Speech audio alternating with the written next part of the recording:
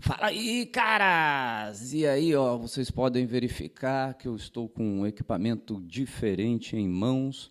Estou fazendo aqui um teste no setup de gravação, porque eu vou ser sincero, já passei muita raiva com aqueles microfonezinhos de lapela, assim, que vem com bateria, é Bluetooth, lindo, maravilhoso, mas quando você mais precisa, ele te deixa na mão. Então eu resolvi dar um passo aí, a direção da profissionalização da captação de áudio aqui do canal. Então, eu estou aqui com esse microfone da Dylan, que não é tão profissional assim, mas que traz mais confiança, né, para as nossas gravações. Ele está ali conectado a uma Momix Pro, tem uma caixinha de retorno ali, né? Mas isso tudo eu vou detalhar em um outro vídeo, né? Eu vou aprender a mexer melhor no equipamento, apesar de não ser direcionado para a questão de tocar um instrumento, mas, poxa, a gente termina comprando um instrumento elétrico, né, uma guitarra, um violão, um teclado, que seja, a gente começa a ter esse interesse naturalmente, eu digo isso porque isso está acontecendo comigo, da gente querer gravar, captar o nosso áudio, às vezes colocar lá nas redes sociais com uma qualidade melhor, né? Então, eu acho que vai ser legal. Mais para frente, eu vou trazer um vídeo justamente sobre esse setup de gravação, utilizando aqui a Momix Pro, utilizando um microfone, né, plugando ali a guitarra, e vou fazer até umas experiências lá na escola que eu trabalho, que aí eu posso plugar outros instrumentos lá com os meus alunos. E, por sinal, já estou terminando esse prelúdio do vídeo, eu quero pedir a sua ajuda, você que entende aí de microfone, você que tem algum microfone que possa me dar essa orientação, porque, caras, eu já pesquisei, já dei uma estudada boa, eu sou praticamente um PhD em microfones, mas eu ainda estou numa dúvida terrível. Esse microfone eu peguei ele emprestado, né? É um Dylan SDM100, é um microfonezinho barato, ele tem uma captação boa, né? Para os ouvidos mais exigentes, eu acho que ele não deve ser tão bom assim, mas eu acho que ele atende bem a sua proposta. O detalhe é que ele é um dinâmico, certo? E eu não tenho como mostrar aí para vocês agora, mas aqui eu trabalho, né, eu gravo na sala de casa. Tem uma janelona ali, onde passam os malucos ali fazendo barulho, e tem a própria acústica da sala. Para isso, o dinâmico funciona muito bem. Ele está atendendo a minha necessidade. Só que tem um porém. O dinâmico a gente tem que ficar aqui, ó, 2 dedos de distância, 4 dedos de distância. Se botar um palmo, ó, parece que eu estou lá do outro lado da rua. E aí, para mim, isso é um pouquinho enjoado. Talvez com um costume, não sei. A ideia é, você aí do outro lado, manja de microfone, tem uns microfones, já testou por experiência, me passa aí uma ideia de microfone ou um dinâmico que eu consigo, um dinâmico um pouco mais sensível, que ele consiga ficar aqui, mais ou menos, a um palmo de distância, e o som ele capta ainda muito bem, ou um condensador que, por mais que ele fique mais afastado, né? A minha ideia é que ele fique mais afastado, justamente também para não me atrapalhar aqui, não ficar na frente da imagem, né? Eu fico pensando em vocês aí, um condensador que capte bem, mas que não capte tudo, né? Que não capte o cara passando ali tocando funk na rua, né? Me dá uma orientação. Pensei também em um lapela.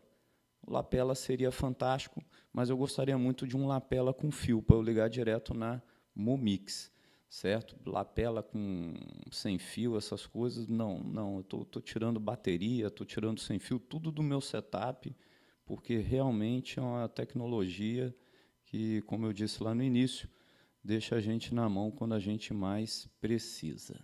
E aí é só deixar aí nos comentários que você vai me ajudar bastante. Bom, eu acho que esses minutinhos, né, a recomendação do YouTube para quem cria conteúdo são apenas 30 segundos de gancho para poder prender a atenção das pessoas, e a minha ideia não é prender a atenção meramente por prender a atenção, é agregar valor aos meus vídeos, e eu termino usando essas estratégias aqui de falar, fazer esses prelúdios nos vídeos para justamente espantar os pandeminions, que pandeminion, eu não quero saber de pandeminion não, na verdade, pandeminion não é bem-vindo no meu canal. Legal? E aí hoje nós vamos fazer esse vídeo, vai ser sobre aquela série da leitura dos livros, né, lá do, como é que é o nome? Habilidade suprema, a habilidade da gente desenvolver, a habilidade que a gente possa aprender praticamente qualquer coisa que a gente queira. Só que, para iniciar realmente o desenvolvimento das habilidades, é muito interessante a gente criar o alicerce, a base desse aprendizado, e aí a proposta foi a gente ler 6 livros que eles trazem essa ideia, uma coisa mais filosófica, mais teórica, sobre o desenvolvimento de uma rotina, o desenvolvimento do aprendizado, da leitura, é o que esses 6 livros estão trazendo. E hoje nós vamos falar exatamente sobre um livro chamado Trabalho Focado.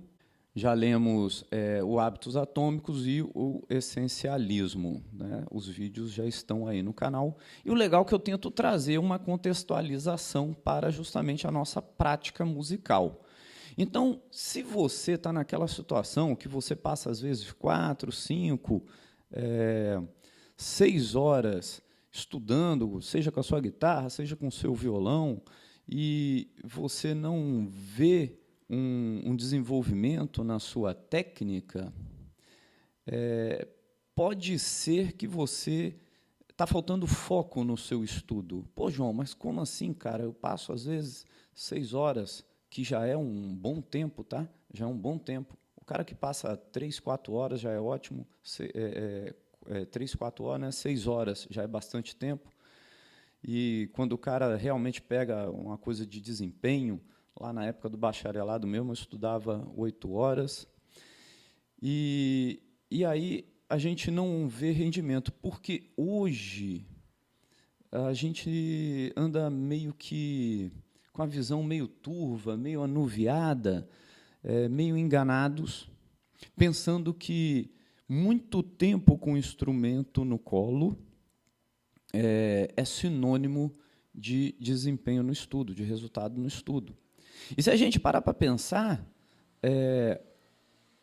quantas vezes, quando a gente está ali com o instrumento, estudando, entre uma escala e outra, entre uma peça e outra de nosso repertório, a gente dá uma olhadinha ali no celular, uma olhadinha no Instagram, assiste um vídeo de um músico, contador de lorota no YouTube, e isso passa muito desapercebido pela gente.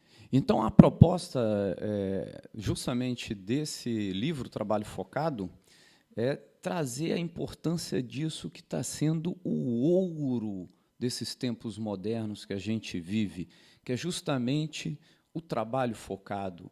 É você pegar uma atividade e colocar ali toda a sua atenção para que ela seja executada. E aí eu posso até adiantar, isso está se tornando artigo raro hoje em dia, né? Nós podemos falar de nós mesmos, porque eu também ando meio desfocado, qualquer coisa toca aqui uma notificação, você olha o telefone, você arruma uma coisa ou outra para fazer.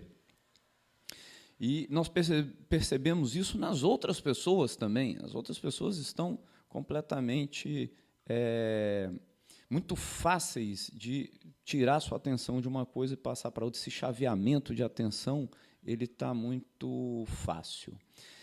E aí o livro ele já até começa definindo a ideia de trabalho focado, que é o deep work, né, o trabalho profundo, e o trabalho superficial, né? Trabalho focado é o que a gente quer conquistar, seja aqui na proposta principal do canal, né, tocar instrumento, tocar guitarra, tocar violão, nossos estudos, mas isso a gente consegue aplicar em outras áreas também. Então, por exemplo, quando a gente pensa em um trabalho focado dentro do nosso estudo de instrumento, é justamente a gente dedicar que sejam 20 minutos, que sejam 30 minutos, para estudar com o metrônomo, né? Para a gente ser meticuloso com o ângulo da paletada, com aquele movimento do dedo da mão esquerda para trocar de acorde, ou a melhor digitação para a gente tocar uma melodia. E isso demanda um pouco de tempo, demanda tempo, né? Sendo pouco ou muito, vai demandar tempo, mas também demanda foco, demanda uma dedicação, uma intencionalidade. Por outro lado, o trabalho não focado, disperso, é muito comum, eu já me peguei fazendo isso várias vezes, a gente termina se dedicando a tarefas mais automáticas, muitas vezes tarefas como se fossem assim, administrativas, né, logísticas. Vou dar um exemplo aqui, o cara fica organizando o cabo, o cara fica lá namorando os cabos dele, fica ali futucando em recursos da pedaleira, que ele já até conhece, ou fica ali tocando trechos, riffs de guitarra, pedaços de melodia, que ele já toca isso há muito tempo, não tem por que ele ficar se esforçando com isso, porque isso já está no automático. São coisas que vão corroendo o tempo dele, vão comendo o tempo dele, e ele não dedica esse tempo a coisas que realmente vão fazer ele evoluir tecnicamente. E aí, a partir desse raciocínio, a gente conclui muito facilmente que o músico que desenvolve um trabalho focado, esse cara é óbvio que ele é de altíssimo valor para o mercado. Tudo bem, usei a palavra mercado, a gente pode pensar em grana, em dinheiro, né, em cachê, mas vamos abranger essa coisa do mercado de justamente é o cara que toca, é o cara que tira resultado. Então, que seja, você vai tocar de graça, Deus me livre tocar de graça, mas você vai tocar de graça em determinado lugar, as pessoas vão te chamar, né? Seja na festa, seja na escola, né? Vamos lá, que tem muita galera de escola que frequenta aqui o canal.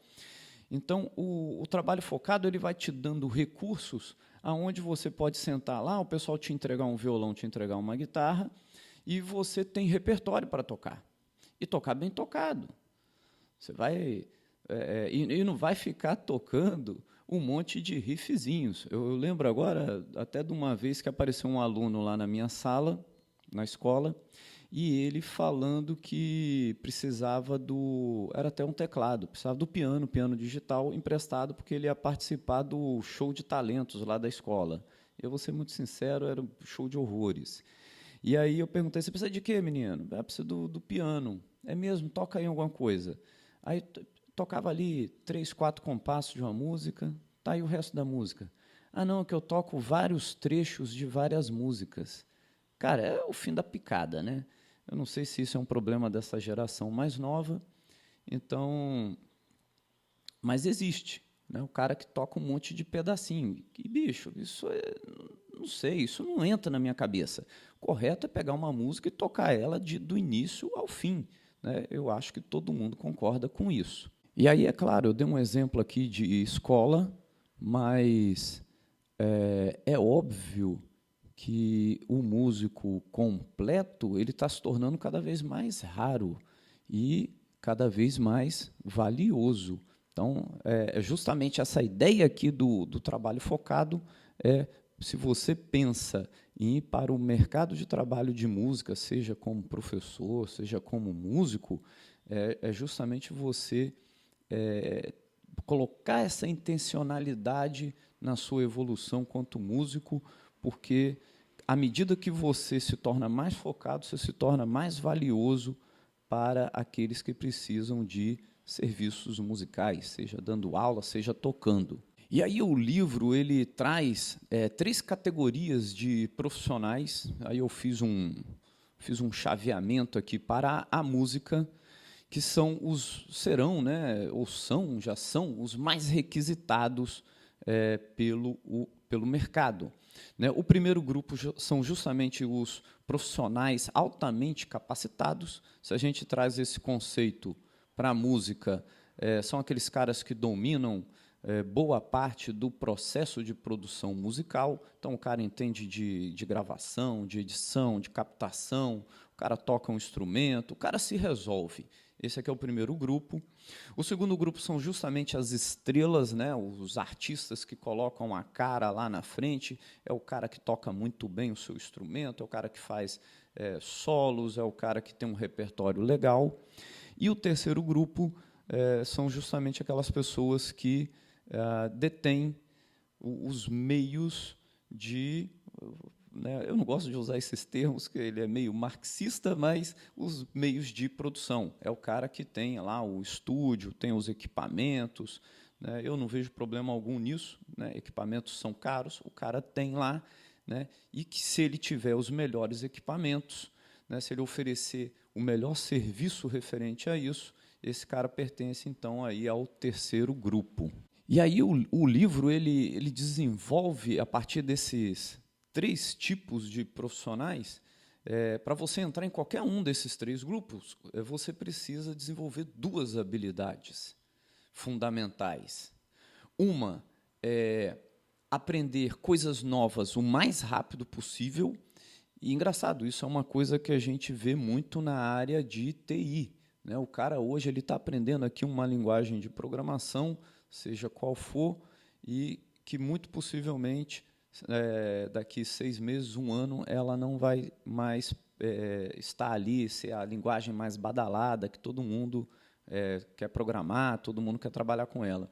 A única que eu vejo ainda que segura um status é o Python. Python, o pessoal ainda fala de Python, e olha que eu ouço Python já há muito tempo. Mas quantas outras linguagens apareceram nesse meio tempo e as pessoas não falam mais delas? Eu lembro, por exemplo, daquela Golang, que é uma que foi desenvolvida até pela própria Google. Teve uma época que todo mundo estava falando de Golang e acabou, sumiu. Não se fala mais de Golang. Possivelmente ela ainda é utilizada, mas aquela coisa, aquele burburinho que a gente ouvia muito, não existe mais. Então, aprender coisas em uma velocidade muito maior do que a gente tem costume, aprender coisas rapidamente, é a primeira habilidade. E a segunda é justamente aprender essas coisas em altíssimo nível. A gente termina caindo aqui praticamente no conceito do polímata, porque o cara que é autodidata, ele aprende uma coisa ali sozinho, aprende bem, se torna até muitas vezes mais habilidoso do que um mesmo profissional da área, certo? Mas o polímata, como o próprio nome diz, é o cara que aprende um monte de coisa e com um bom nível de profundidade. É como se ele se tornasse um especialista em várias coisas. E, justamente, a gente anda vendo que essa capacidade, essa habilidade, ela está se tornando cada vez mais requisitada pelo mundo moderno. E aí você pode falar comigo: pô, João, isso aí é moleza então, cara, é só eu aprender um monte de coisa rápido, coisas que são importantes, é óbvio, para a nossa área, aprender elas com profundidade. A verdade é que não é tão fácil assim. A gente fala isso, mas 5 minutos depois nós estamos justamente caindo naquele buraco negro das distrações, da dopamina. E isso não é um problema só nosso, enquanto pessoas, enquanto pessoa física. As empresas, elas estão enfrentando esse tipo de problema todos os dias com os seus funcionários. Pensa que a cada vez que a gente deixa de fazer aquela nossa tarefa para dar uma espiadinha ali nas redes sociais, o tempo que a gente leva para voltar àquela atividade, ele já comeu muito do nosso tempo produtivo. Então, você está aqui estudando, está fazendo uma escala a 600 BPM por hora, e aí bate uma notificação do WhatsApp. Aí você vai lá, abre o WhatsApp, lê, aí você vê que tem outra mensagem, que tem uma mensagem do grupo, e daqui a pouco, quando você presta atenção, já foram 5, já foram 10 minutos ali no WhatsApp, você lendo outras mensagens, respondendo outras mensagens, e aí, agora eu vou voltar para o estudo. Você vai voltar para o estudo, provavelmente você não vai voltar de onde você parou, você vai começar aquele processo de vencer a inércia e começar até 10 minutos depois você voltar realmente a fazer a sua escala, você voltar lá com o metrônomo, né? Principalmente quando a gente está muito aquecido, 10 minutos parado esfria bastante. Então, essa é a primeira armadilha que impede da gente entrar naqueles 3 grupos, né, que eu mencionei anteriormente. A segunda armadilha é o da menor resistência. O fato é que o ser humano é um bicho preguiçoso. A gente quer gastar o menos de energia possível e, de certa forma, a gente quer o melhor resultado possível.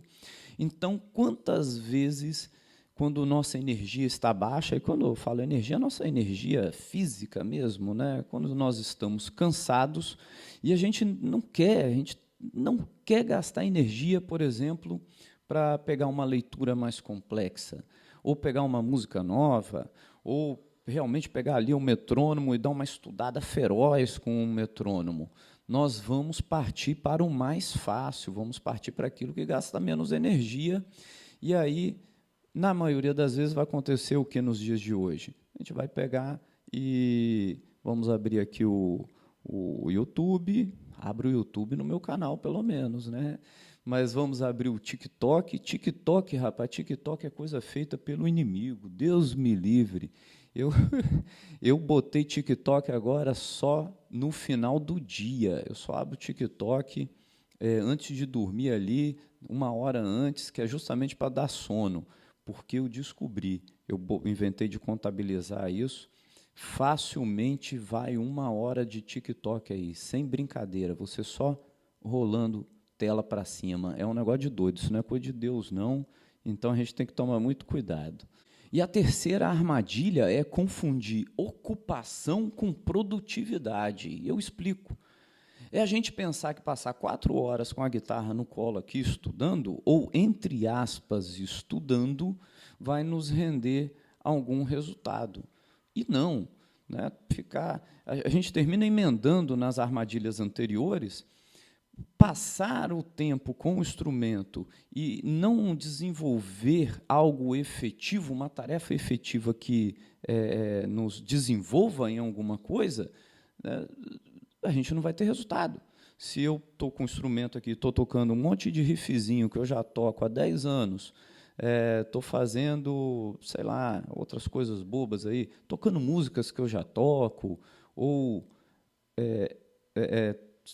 tocando, querendo coisinha de anime, coisinha de jogo, fazendo palhaçada com instrumento, organizando os cabos.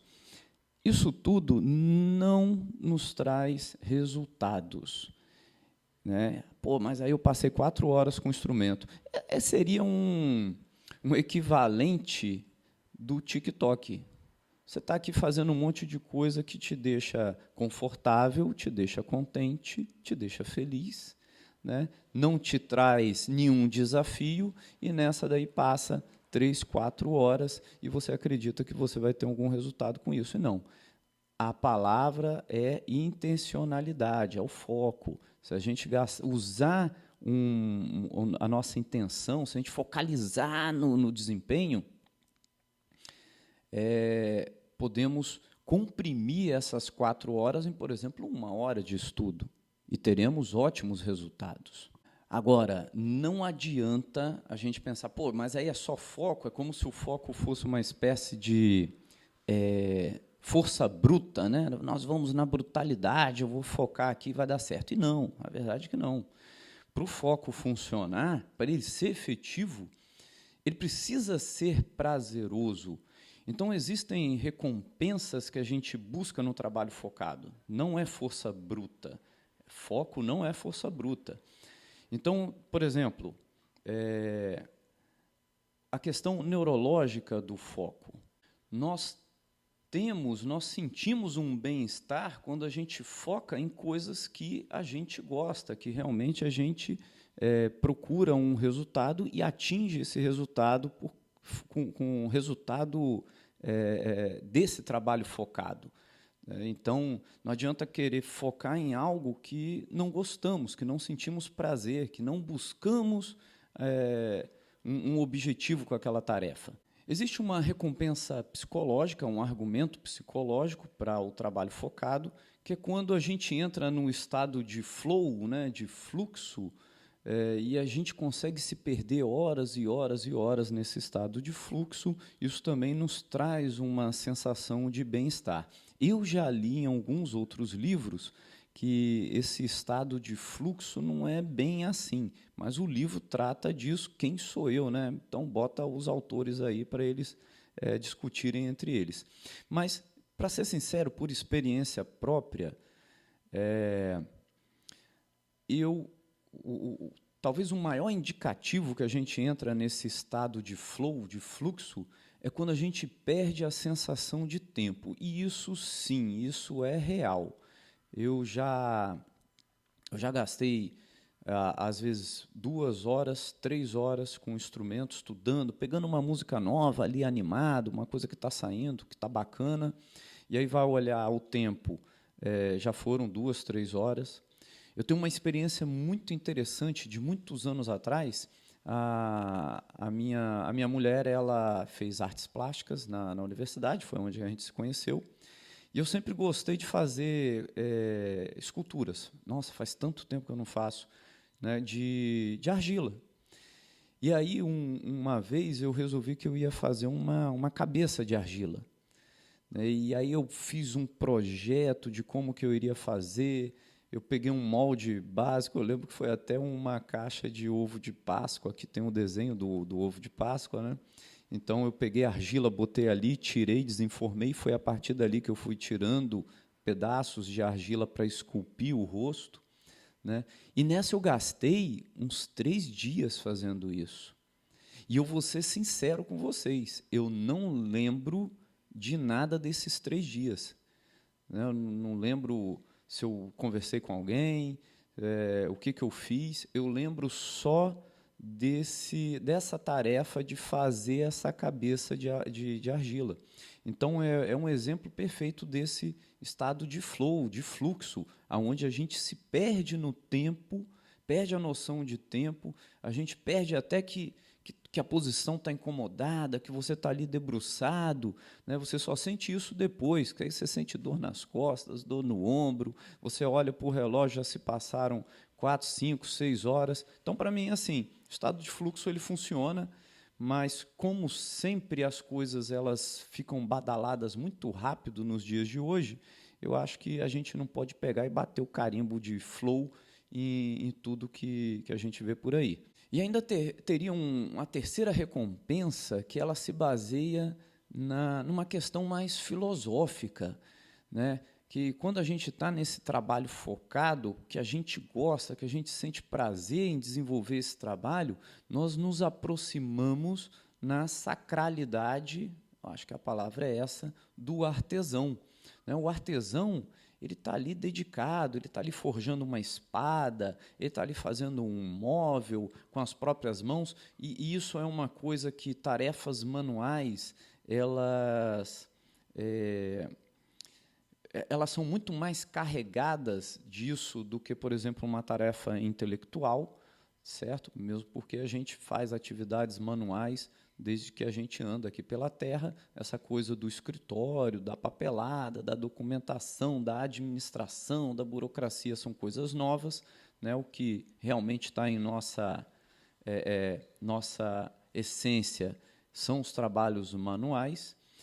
Então, quando nós pegamos aqui, transportando para o instrumento e passamos horas com o nosso instrumento, e tocando, e tirando uma música nova, e querendo vencer ali mais um pontinho no metrônomo, a gente está se aproximando a essa sacralidade do artesão, que passa ali horas martelando um metal incandescente, e a coisa é tão, desse sacro, né? A coisa é tão sagrada que a satisfação quando nós atingimos o resultado, né, o cara que forja uma espada, o cara que forja ali uma faca, uma ferramenta que seja, e ela está pronta, a satisfação que ele tem nisso, né? A nossa satisfação quando a gente tira uma música nova e bota ela todinha no metrônomo e, às vezes, pega um backtracking aí e toca junto, ou vai tocar junto com mais uma outra pessoa e os tempos saem todos encaixadinhos, a técnica sai maneira, tudo fluido, tudo bacana.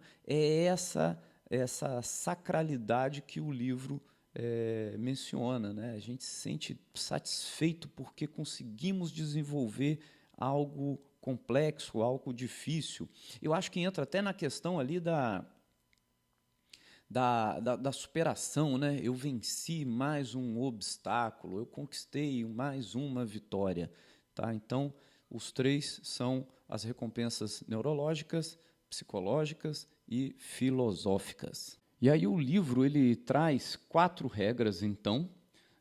A primeira regra, ela fala sobre a importância de um planejamento aqui do tempo, de como a gente pode organizar o nosso tempo para desenvolver o nosso trabalho focado.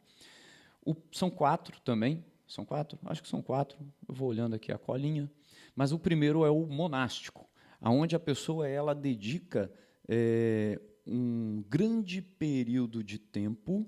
Isso aqui a gente pode falar até de meses ou até um ano, aquele famoso ano sabático que muita gente acha que é para você ficar de fafarronice por aí.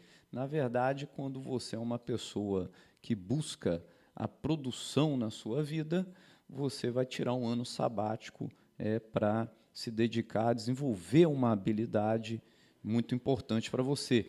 Né, seja através de leitura, seja através de se desenvolver no seu instrumento musical e qualquer outra atividade. E eu já ouvi falar muito disso, já ouvi falar de muito violonista, especialmente violonistas, que os caras eram até músicos ruins, vamos dizer, músicos medianos.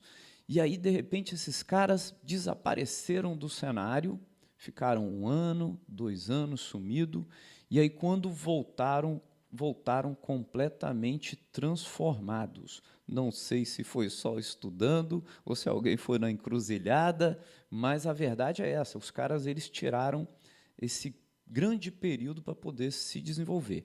A verdade é que a nossa realidade não nos permite que a gente faça isso, né? Eu acho que isso é um privilégio para pouquíssimas pessoas nos dias de hoje. Então, vem mais 3 formas da gente organizar o nosso tempo para o nosso trabalho focado, o nosso desenvolvimento do trabalho focado. Então, o segundo é o bimodal, onde ainda são períodos grandes de tempo, mas são blocos. Isso aqui se encaixa muito bem para o músico de turnê.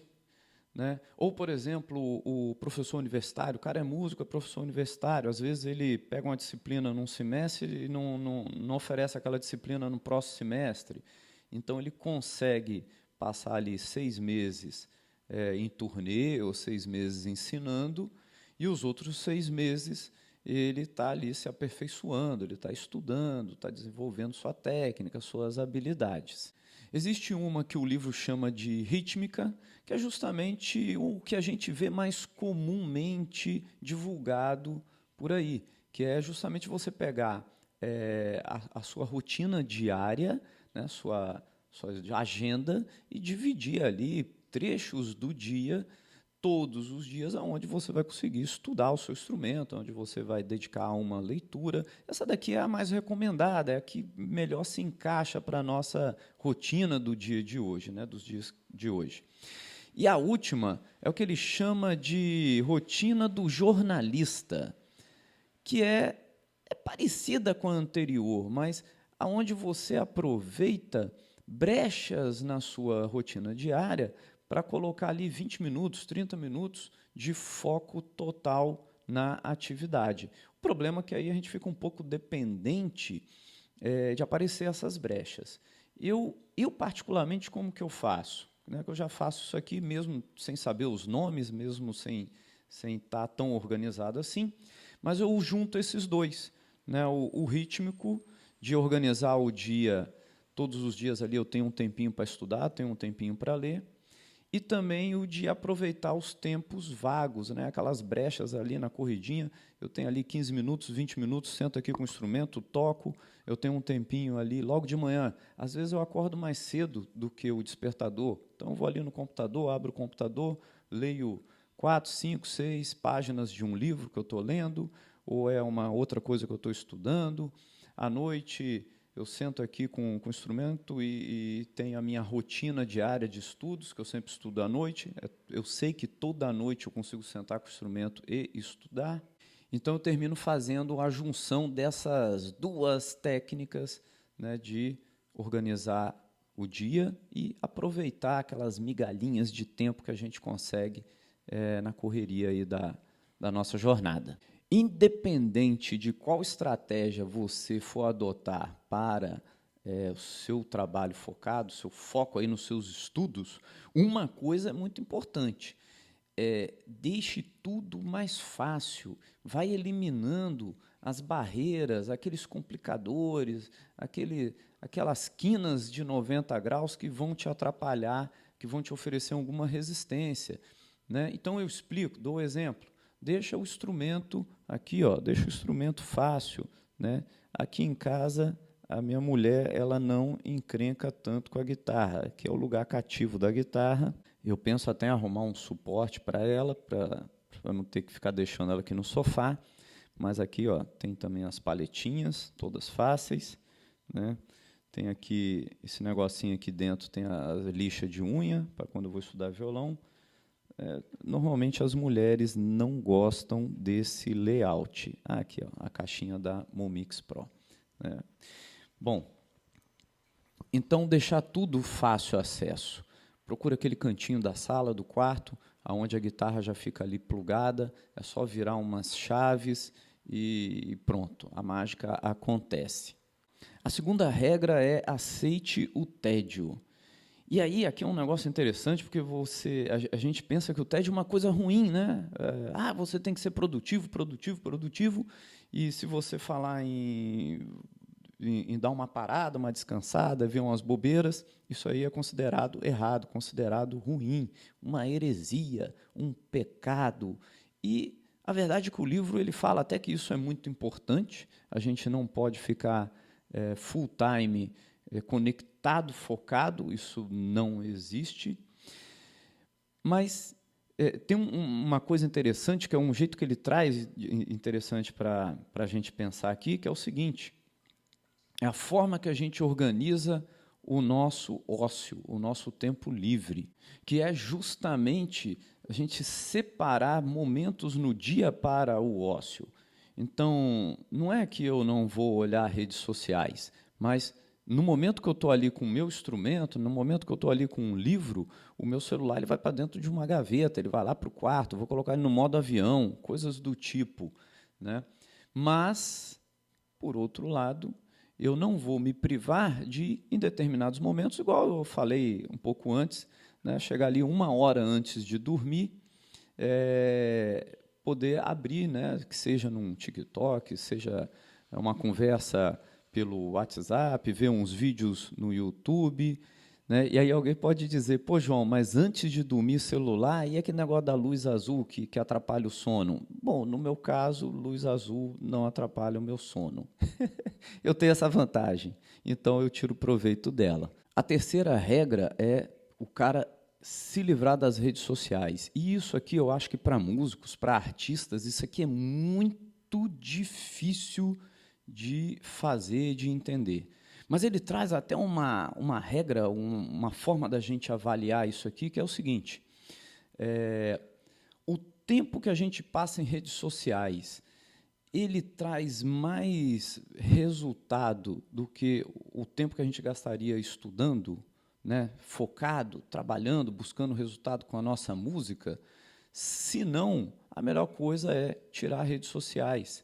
Eu pensaria aqui no caminho do meio, porque hoje a gente precisa de redes sociais por questões profissionais, sim, não é só uma fonte de lazer, de passatempo, ou de dopamina barata, né? Mas o músico, a gente vai colocar ali a gente tocando, a nossa banda, os nossos alunos, então termina sendo importante, sim.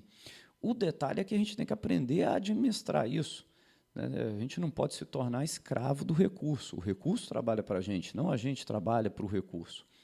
Então, se a gente tomar o cuidado daquele do ócio, né, enquanto eu estou aqui com o meu instrumento, o meu telefone está no modo avião, está lá em outro cômodo, está dentro da gaveta, eu acho que funciona muito bem, a gente consegue administrar, sim, redes sociais com um trabalho mais focado, que a gente fica ali focado, né? Não tem como dar outro nome. É um trabalho focado, é o nome do livro, por sinal. Mas um ponto muito interessante que é sobre essa questão das redes sociais, que ele fala lá no livro, é justamente da gente buscar os 20% de tarefas que nos dão 80% dos resultados, né? A famosa lei de Pareto. Isso aí a gente encontra aqui nesse livro, encontramos no livro anterior, o Essencialismo, e encontramos no livro anterior, que foi o primeiro, que foi o Hábitos Atômicos, né? Essa coisa da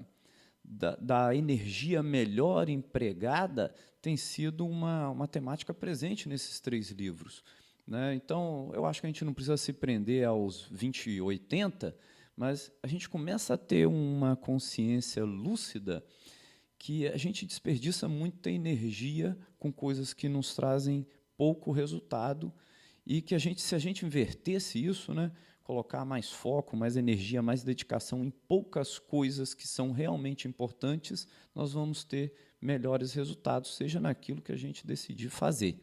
E a quarta regra é eliminar a superficialidade. Aqui a gente cai justamente na organização do nosso programa de estudos. Se você vai estudar 1 hora, divida, né, o seu tempo de estudo rigorosamente. Então, você vai estudar 20 minutos de técnica, mais 20 minutos de tirar repertório e 20 minutos de qualquer outra coisa que seja importante aí para o seu instrumento, né? Um 20-20-20, aquecimento, técnica, repertório, né? Isso aí é óbvio que pode assumir qualquer outro formato, vai de cada um para cada um, mas o que ele diz aqui é essa divisão rigorosa do tempo. Ele traz um negócio muito interessante, que é determinar um horário aonde a gente não coloca mais a mão. Aqui, no caso, eu estou transportando para a nossa realidade, a gente não coloca mais a mão no instrumento, a gente não toca mais. Isso daqui eu vou admitir que isso aqui eu nunca fiz, né? A qualquer momento que eu posso, eu pego aqui o instrumento, toco. Então, mas ele traz uma justificativa muito legal. Se a gente sabe que tem uma hora para parar de estudar, de tocar, a gente vai se dedicar melhor naquele tempo que a gente tem com o instrumento. E ele traz até um exemplo do livro que eu achei muito interessante. Hoje se fala tanto dessa jornada aí 6x1, 5x1, uma guerra danada aí nas redes sociais. Lá em 2007, eu não lembro agora o nome da empresa, mas é uma empresa daquelas lá do Vale do Silício, nos Estados Unidos, e o CEO lá da empresa, ele decidiu reduzir a jornada de trabalho dentro da empresa de 5 horas, de dias, né, para 4 dias. Era uma escala 4x3. E ainda continuando, as mesmas 8 horas de trabalho. O fato é que os funcionários se tornaram mais produtivos, porque eles tinham apenas 4 dias para fazer coisas que eles faziam em 5, 6 dias. Muito interessante.